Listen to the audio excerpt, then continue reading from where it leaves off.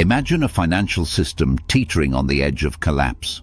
Russia's banking sector finds itself in precisely that situation, struggling against a tidal wave of challenges that show no sign of slowing down. A liquidity crisis is looming, defaults are surging, and even oil revenues, once Russia's safety net, are beginning to falter. Recently, the Kremlin proposed a ban on consumer loans. But let's be clear, this isn't about protecting people from fraud. This is a desperate attempt to contain public panic as banks quietly falter behind the scenes. Consumer loans are essential for everyday living, for groceries, rent, transportation. Cutting them off sends one clear message: something is deeply, dangerously wrong. This isn't protection. It's a red flag. The Kremlin is not shielding its citizens.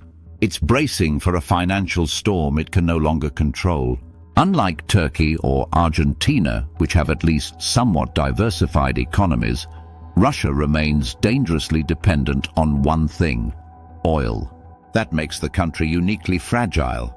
In past crises, such as the 2008 financial crash in the United States, banks were propped up by central bank liquidity and global confidence in the dollar.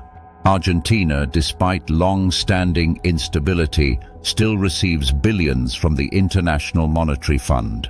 Turkey's tourism industry brings in massive foreign capital.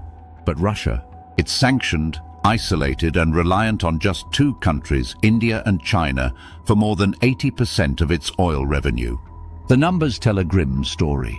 Russian banks officially report holding 199 trillion rubles, but 120 trillion of that is locked away in loans that are illiquid, meaning they can't be quickly converted to cash.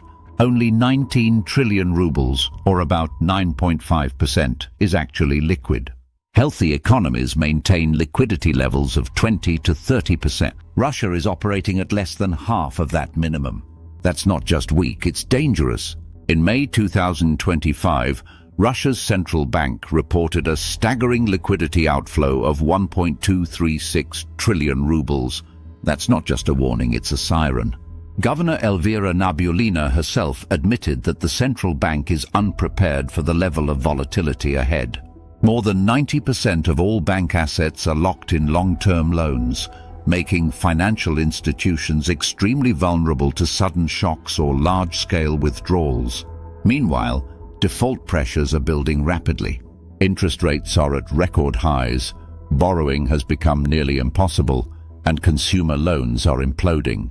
Delinquencies have surged 22.5% year-on-year. Non-performing loans now account for 16.1% of the entire consumer credit market. Mortgage defaults alone have exceeded 1.1 billion rubles, with a record high overdue rate of 10.4%. These are not ordinary economic fluctuations. These are signs of a system in crisis. The collapse doesn't stop at individual borrowers. The construction sector is falling apart. In July 2024, the Kremlin ended its mortgage subsidy program. The result? Mortgage issuance fell 57% practically overnight.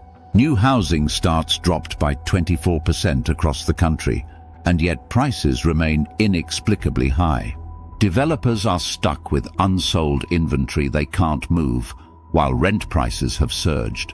In Moscow, rent now consumes a staggering 74% of the average monthly salary. The crisis continues to spiral, now infecting municipal finances. Bond yields for regional governments have spiked. Some local debts have already been downgraded to junk status. Entire municipalities are losing access to credit, unable to fund basic infrastructure or public services. What we're witnessing isn't just a recession, it's a broad-scale financial unraveling.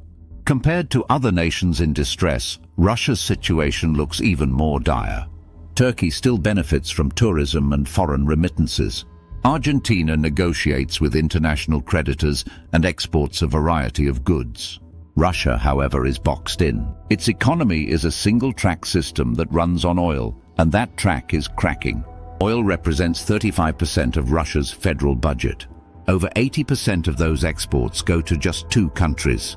If India or China reduce purchases, demand deeper discounts, or face tighter US sanctions, Russia could lose up to $50 billion annually. And unlike other oil producers, Russia has high extraction and transportation costs. There is almost no room for pricing errors. Every ruble counts and every drop matters. What the Kremlin presents as a fraud prevention measure, the idea that consumers will need police approval to take out personal loans, is nothing more than a smokescreen. It's a delay tactic, a tool to prevent withdrawals and stop the bleeding. But it won't work. The foundation is already cracked. In the coming weeks, warning signs will begin to surface publicly. ATM withdrawal limits, regional bank closures, a surge in demand for black market dollars. These are the symptoms of an economy unraveling in real time. And here's the brutal truth.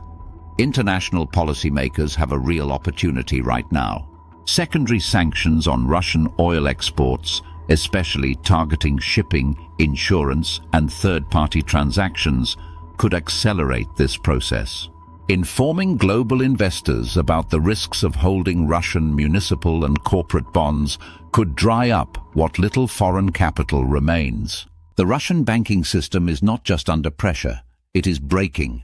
The Kremlin's loan ban is not policy, it's panic. The oil-based economy it leans on is weakening. Its financial institutions are hemorrhaging liquidity, and its people are paying the price. What's happening in Russia is not a correction. It's a countdown leading to an bitter end. This end could even be more dramatically the collapse of the Soviet Union. And after a bit more than 3 years of war, Putin finally crashed his country completely. If this video helped you understand the scale of what's coming, don't forget to like, share, and subscribe, and make sure you won't miss new updates in the future.